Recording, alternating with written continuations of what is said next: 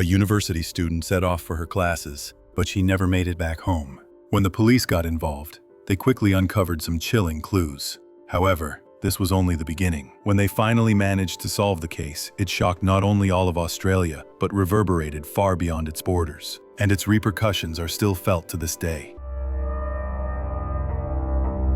Hit that subscribe button for more true stories. Sophie Collombet was born in 1993 in a small French village called Saint-Jean-de-Mont.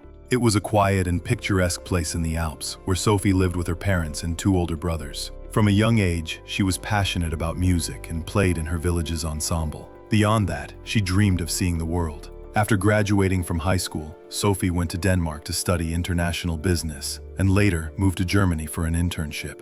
Then, in 2013, she enrolled in a master's program at Griffith University, located in the Australian city of Brisbane. Sophie moved there with her boyfriend, and they rented an apartment near the university. A year later, her boyfriend's visa expired, and he returned to France, while Sophie still had her final year of studies to complete. At first, she considered leaving Australia with him, but ultimately decided to stay and finish her education. In addition to her studies, Sophie worked several jobs to cover her living expenses. She worked at a cafe and also tutored French and worked as a cleaner. Since this wasn't enough to afford her own place, she moved in with university friends who were sharing an apartment. On the morning of March 27, 2014, 21-year-old Sophie left for the university as usual for classes that were scheduled to run late into the evening. She exchanged messages with her boyfriend periodically, but as evening approached, she stopped responding. The next morning, she was still out of contact, and he began to seriously worry. After several unsuccessful attempts to call her, he went to the Brisbane Police Department's social media page and immediately came across a recent post. In it, the police had posted photos of several pieces of women's jewelry, asking the public for help in identifying the owner. As soon as her boyfriend saw the photos, he recognized the jewelry instantly. It belonged to Sophie. He immediately contacted the Brisbane police to inform them, and they, in turn, shared the details of what had happened. Early that morning, they were approached by a man experiencing homelessness who lived in a local park near Sophie's apartment. He reported seeing a person sleeping on a bench, covered with newspapers. When he got closer, he saw it was a young woman.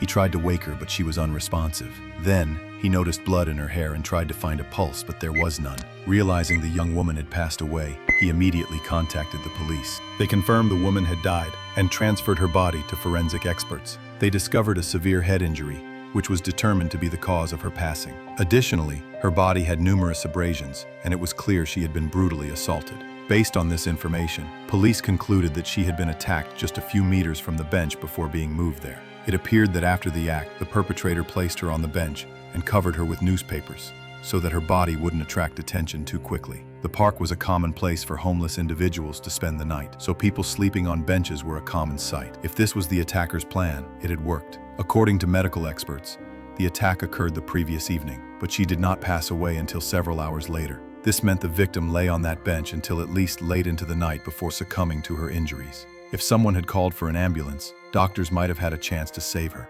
However, no calls were made to the police or emergency services. It seemed that people had indeed mistaken the victim for a sleeping homeless person. After the police sent Sophie's photo to her boyfriend and confirmed her identity, detectives began their investigation. One of their first tasks was to find the victim's clothing and personal belongings, as she was found with nothing but her jewelry. However, a search of the park and nearby trash cans yielded nothing. They also started to build a timeline of the previous day to retrace Sophie's route. From a surveillance camera near her apartment, they saw her leave home that morning and board a bus to the university. She spent most of the day there and headed home around 8:30 p.m. It had started to rain, and a classmate offered her a ride, but Sophie declined, saying she would take the bus. By reviewing surveillance footage from bus stops, investigators saw her get on the bus and get off at her stop.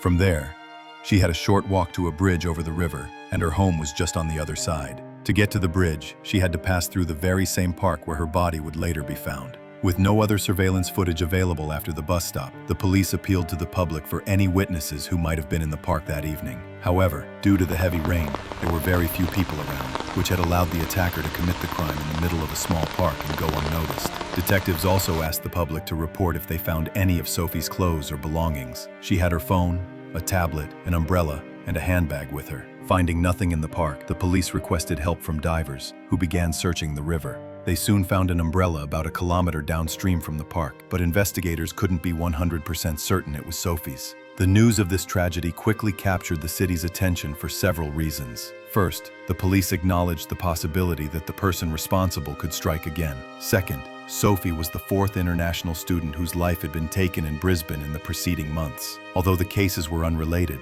and the individuals responsible for the previous events had been arrested, the public began to see a frightening pattern. Meanwhile, detectives continued to search for surveillance footage near the park, reviewing dozens of hours of video. They persisted until they noticed a man walking near the park both before and after the estimated time of the incident, which they had calculated down to the minute based on Sophie's movements. Detectives were interested not only because he appeared near the park multiple times, but also because he hadn't come forward after numerous public appeals. Despite the lack of people in the park itself due to the rain, dozens who had passed by the area had contacted them, but this man was not among them. The police tried to track his movements and saw on surveillance cameras that he entered a subway station near the park and traveled a few stops, but then his trail went cold. They theorized he might have headed toward the train station near the airport to catch a train out of the city. Detectives returned to the park to question the homeless individuals who spent most of their time there, hoping one of them might recognize the man. They soon found a witness who said he had been drinking with the man on the evening of the tragedy. According to him, the man's name was Ben, and he was staying at a homeless hostel a few kilometers from the park on the other side of the river. The place had a poor reputation, as many of its residents were offenders who had recently been released from prison with nowhere else to go.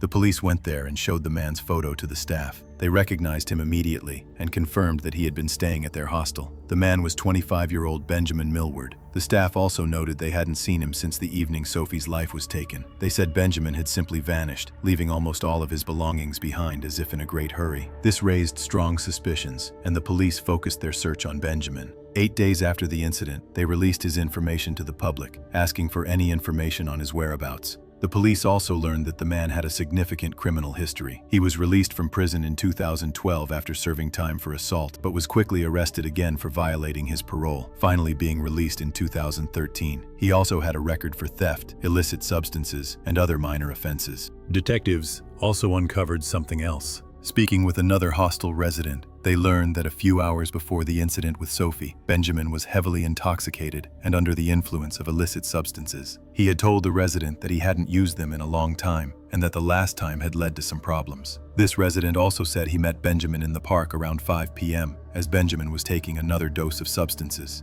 They parted ways as the resident headed back to the hostel to make the 9 p.m. curfew. Benjamin never returned. However, the man said he saw him outside the building around 11 p.m. after the incident. He described Benjamin as being highly agitated and acting strangely. While the police awaited tips on his location, Benjamin's relatives and acquaintances contacted them. They all said they didn't believe he was involved. His family added that they hadn't been in contact with him since the day of the tragedy and appealed to him through the media to contact the police and clear his name. Despite, Benjamin remained out of contact, and detectives grew more certain that he had already fled the city. They distributed his information to other cities and states, hoping for a sighting. At one point, they were contacted by hotel staff in a small town called Ballina, in another state. They reported that a man matching his description had checked in for a few days, but had already left. The police immediately contacted their colleagues in neighboring towns, warning them that Benjamin could be hiding in the area. Sometime later, 2 officers in a town called Coffs Harbour, located several dozen kilometers from the hotel, spotted a similar-looking man on the street in the middle of the night.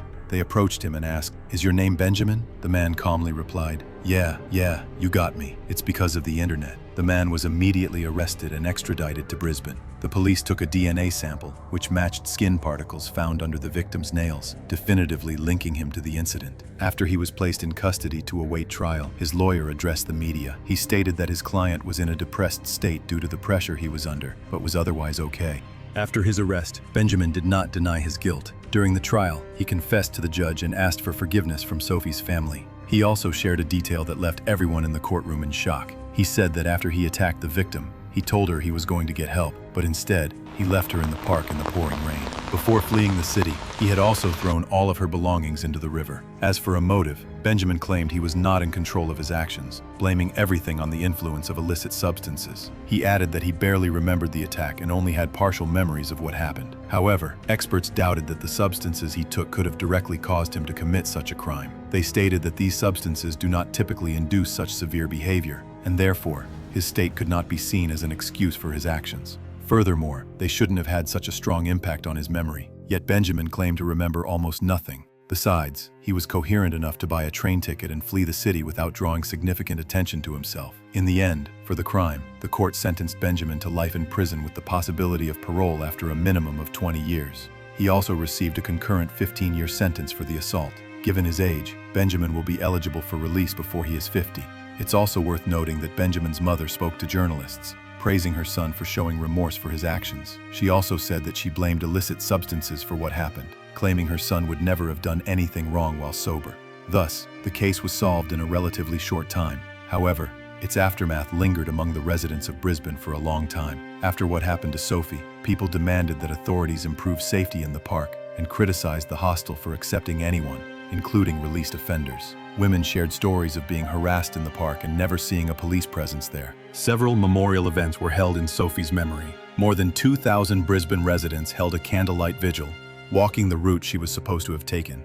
Sophie's funeral took place in her home village, attended by about 1,200 of the 1,500 residents. It was the largest funeral in years, since the passing of a beloved town mayor. So many people wished to say goodbye that attendees filled 8 condolence books. Share your thoughts on this story in the comments. And don't forget to like this video if you enjoyed it. I also recommend subscribing to our Telegram channel, where we post the most interesting, unfiltered crime news from around the world every day. Thank you for watching. Write in the comments, how do you like the speaker's reading speed? Not too fast?